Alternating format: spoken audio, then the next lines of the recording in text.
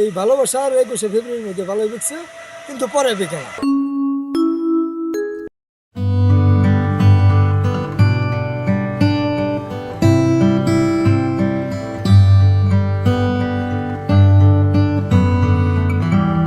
ঢাকার কাছাকাছি ভ্রমণের আদর্শ এক স্থান হলো গোলাপগ্রাম।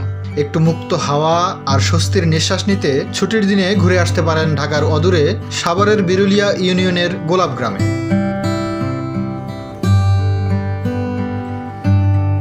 এই ইউনিয়নের সাদুল্লাপুর, শ্যামপুর, মোস্তাপাড়া গ্রাম জুড়ে আছে গোলাপের রাজ্য।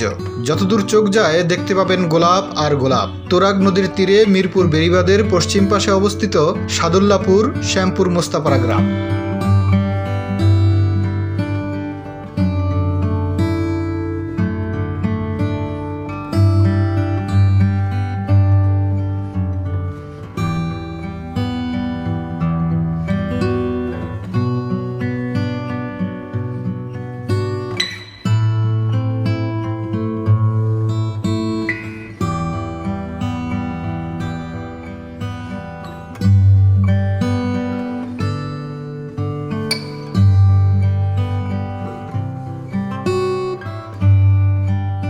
সাদুল্লাপুর গ্রামটি এককালে ভাওয়াল রাজার অধীনস্থ ছিল।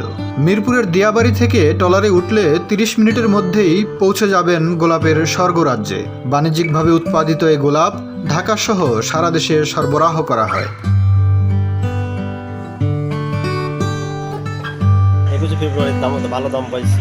এর আগে ভালোবাসা দিবস গেছে, এ দিলেও আমরা বর্তমান ভালো দাম পাইছি। এখন মাঝখানে কিছুদিন দাম অল্প যাবে, কম যাবে, তারপর আবার 26শে মার্চের থেকে শুরু হবে আবার, ওই আশায় আছে। এখান থেকে ফুল কত দূর যায়? এখান থেকে ফুল যায় আগারগাঁও, শাহবাগ, আর বিভিন্ন জায়গায় যায়, ভালো ভালো মার্কেটে যায়।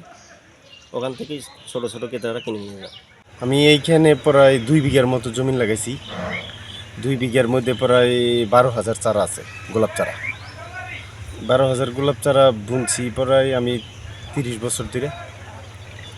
সময় থাকে 20 বছর, একবার বুনলে 20 বছর সময় থাকে। এই 20 বছর খাওয়া যায় মোটামুটি। যদি কোনো ঝুড়িঝাপটা না হয়, গোলাপ ক্ষেতের উপরে মানে রোগবালাই না হয়, তাহলে ব্যবসা ভালোই। আর যদি রোগবালাই হয় তাহলে আমাকে খুবই লস। বর্তমানে শহরবাসীর কাছে ভ্রমণের জন্য বেশ জনপ্রিয় হয়ে উঠেছে এই গোলাপগ্রাম। খুব অল্প খরচেই ঘুরে আসা যায় এই গ্রাম থেকে। গ্রামের আঁকাবাঁকা সরু পথের পাশ ঘেঁষে অসংখ্য গোলাপের বাগান দেখতে পাবেন আপনি সেখানে গেলে। গ্রামের 90% স্থানীয়দের পেশা গোলাপ চাষ, যা পুরো গ্রাম জুড়ে সারা বছর হয়। পুরো গ্রামে নানা রঙের গোলাপ ফুল দিয়ে ঘেরা। তবে অবশ্যই মনে রাখবেন, গোলাপ বাগানে গিয়ে গোলাপ ছিঁড়বেন না। গ্রামে ভালো খাবার হোটেল না থাকায় আপনি খাবার নিয়ে যেতে পারেন।